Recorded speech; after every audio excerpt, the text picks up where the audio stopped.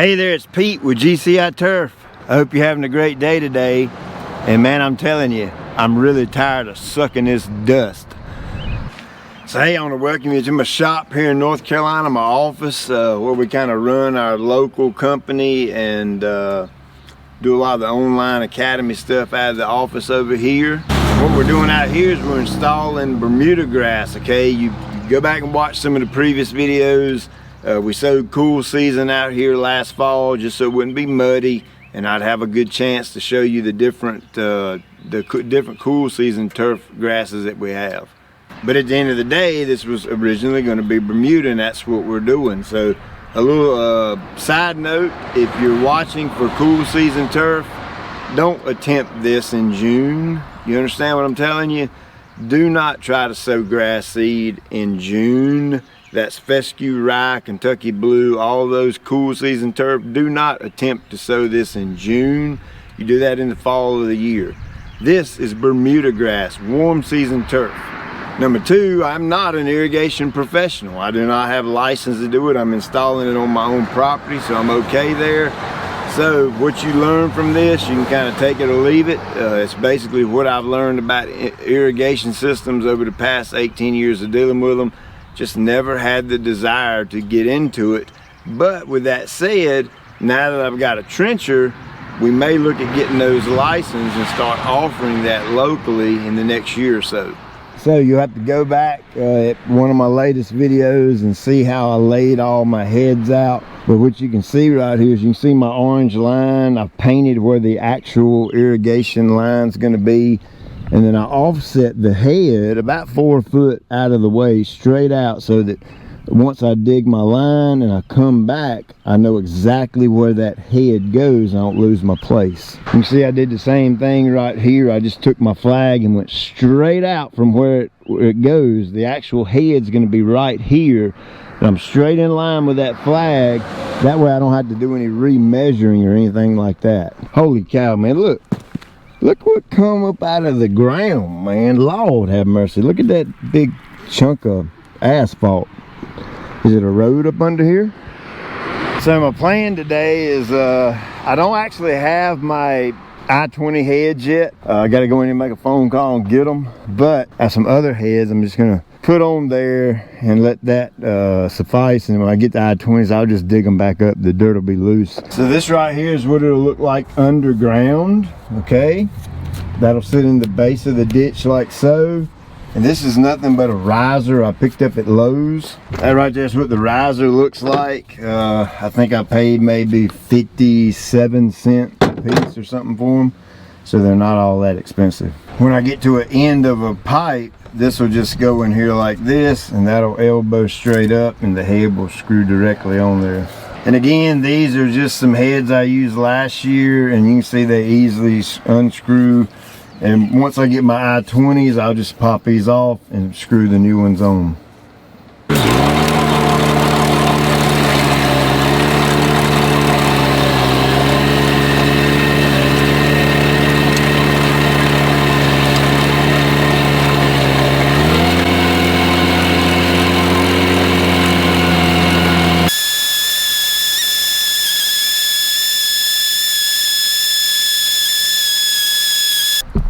I'm here to tell you that thing right there is a daggone beast, boy.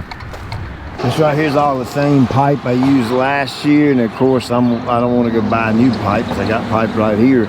So I'm going to end up having to splice it together, coupling it together, and things like that. I think it'll be just fine once it's all put together and in the ground.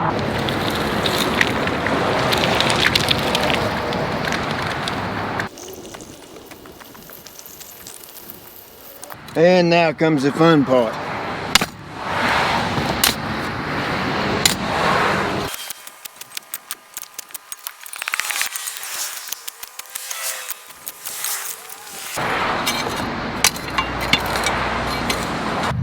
Well, I didn't quite go far enough on this one. Dang it.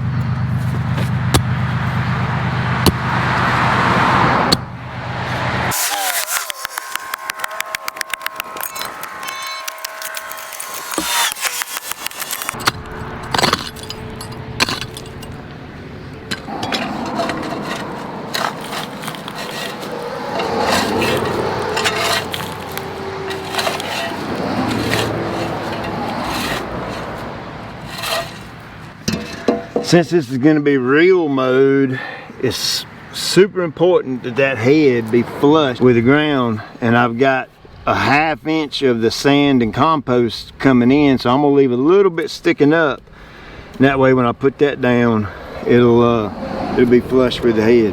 So remember my flag, I kind of offset, so I went out to remeasure. I've got that right here. Basically gonna come in here,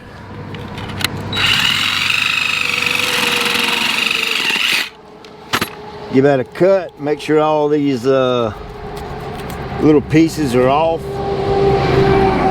You have to remember, once you turn the irrigation on, anything that's inside these pipes have got to go somewhere. You don't want it stopping up your heads and stuff. You can get you a couple of short pieces of pipe right there, and that way you can hold that stuff up out of the ditch. There ain't nothing but basic PVC assembly. Put your cleaner on there and put a little glue on there and put them together.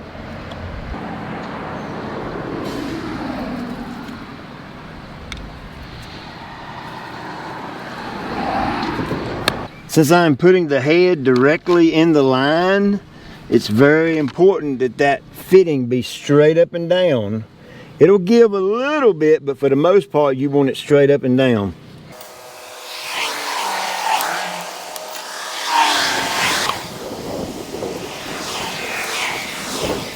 That looks pretty good right there. Like I said, I want to leave just a little bit of play in that, a little bit sticking up, because I actually have about a 1/2 inch or so of the sand and compost. I'm gonna go over and actually, since this is going to be reel mode Bermuda, if that's a little bit low, it's not going to bother me one bit. What I don't want is a little bit high, so I would much rather that be a pinch low than a pinch high. But I'm trying to be overly anal and trying to get it absolutely dead perfect the first time. Alright, so what I'm going to do is I'm going to go and backfill around this head and get it nice and tight around it. Like I said, I'm going to come back and dig this out and replace the head. I actually just went inside and ordered my Hunter I-20. I ordered the stainless steel one this time. Something a little different, wanted to try them out. But basically I'm going to hold that down to where you can see I'm right here at where I'm supposed to be on my grade. Try to hold it straight up and down. I'm gonna put a little dirt in here.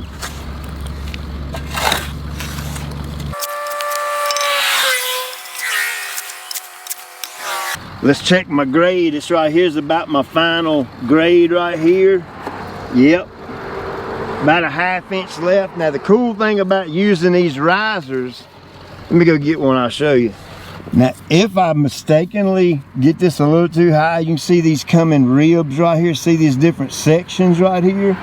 All I have to do is come in here with my knife and I can cut that section off to lower it down just a pinch in case I have to. Or you see Orbit makes this one again. I don't think these things cost about 57 cents at Lowe's. They're pretty cheap, and I just wanted to use these in a straight line as opposed to the funny pipe this time.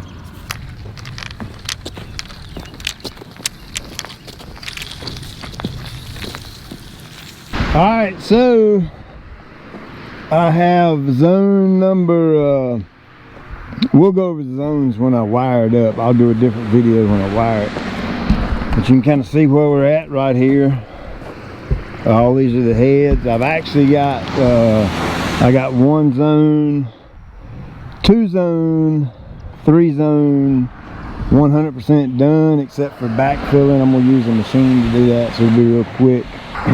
These little areas right here, I was going to tee off of it and run funny pipe off the 1-inch line, but it's so far over there, I'm going to run 1-inch PVC all the way out. I really only got to work about half a day. I stayed in the office doing office stuff. If I'd have been out here all day, and if I'd have had enough pipe, I'd have easily finished. But all I got left is I got to get enough pipe for this run. It'll come down and then go all the way down to there to the valve box, and then this zone right here along the side. You can see all my pipes are meeting right here at this intersection, and I'm going to dig it out, and I'm going to put a really big valve box in. I'm going to put all my valves in one box, and then my main pipe will come in and follow that pipe up there to the shop to the water supply. So I bet you're wondering, man, that's 2 pipes in some ditches and 1 pipe in one ditch. What the heck, man? How you keep up with all that? Well, it's simple. I use a Sharpie, and as I'm going, I label my zone. See right there how I write on the pipe? There's zone number 3, there's zone number 4. Of course, number 1 and 5, I ain't got my pipe yet, but when I get it, I'll write it on the pipe. That way when I get right here to the valve box and go to hooking everything up, I'll know what zone is what. So hey, I gotta go to the irrigation house, store, house, supply, whatever you call it, and get some more pipe. I gotta measure this, see how much pipe I'm gonna need, and then measure these out here and see how much more pipe I'm gonna need. I need a couple of little fittings here and there that I don't have, so I'm gonna make note on my phone and get them while I'm there. Those Hunter I-20 stainless steel, I think they got a check valve in them or something. They should be here in the next 3 or 4 days probably. Shipping's super slow right now on pretty much everything. So I got the email notice that it'll take a minute for them to get here. So as soon as they get here, I can dig out around the head, put the right head on it, and by then I'll have it wired up and ready to go. So I think I showed you everything I can show you in this video. Kind of recap, you got to make sure you got enough water volume to supply the amount of heads you're going to put on a zone. I have a maximum of 4 heads out here. There's 2 zones. There's 2 zones that have 4 heads and 3 zones that have 3 heads. I have plenty of water source because I'm pulling them off of 3.6. 7,500 gallons, I think, worth of water storage up in these humongous tanks. And then I've got a high pressure irrigation pump that's going to pump it, feed it. Same one I used last year, so I kind of already know it's going to work. Once you do that, you map out your zones and, you know, flag your heads where you're going to put them, dig the trenches, and PVC them together. It's literally that easy. I used to think irrigation was super duper hard until I done one. I done my own yard and kind of DIY'd it just like I'm doing here. And basically all you need is a trencher. That's realistic, and a shovel. That's realistically the only thing you need to install an irrigation system. Heck, you can go rent a trencher wherever you want to. You know, I think Home Depot rents trenchers. So hey, I appreciate you watching. The next video, we will wire this bad boy up and finish digging the trench up there to the shop, and I'll wire up the controller. I'm gonna get one of those Rainbird ME, ESP me, or whatever that thing is I got at the house. I got one of them coming. I like that because I can Wi-Fi it, put it on my phone, and control everything from my phone. Say like, subscribe, tell all your buddies, and let me say this: I'm coming up on 100,000 subscribers. Never in my wildest dreams did I ever think that would happen. So as a way I'm going to say thank you is I'm going to give somebody a full year worth of lawn care. The entire year, paid for in full. If it's a cool season yard, I'll even send you the grass seed to do your overseeding and all that. I really do appreciate it. It's humbling, and at the same time it's exciting. I honestly had no idea it would get to something like this. So be looking. I know you'll have to be a subscriber. And on that email list, that's kind of the way I have to communicate to find the winner. So I haven't made my mind up on the details of it yet, how we're going to do it. But go ahead and subscribe and get on the email list. Know that that's coming. I'm gonna give away a full year worth of lawn care to somebody. Say again, I appreciate you watching. I hope you come on back and check us out when we finish up this job. I got some exciting news today in an email. A gentleman bought some Heatwave Bermuda, the grass seed, Bermuda grass seed, and he got germination in 5 days. 5 days. I cannot believe Bermuda grass come up that quick. Grass seed, it typically takes a little longer than that. So I'm really excited about this now, to get that seed down, get some water pumping to it, and see just how fast it'll come up. So hey, I appreciate your time. I'll check you later.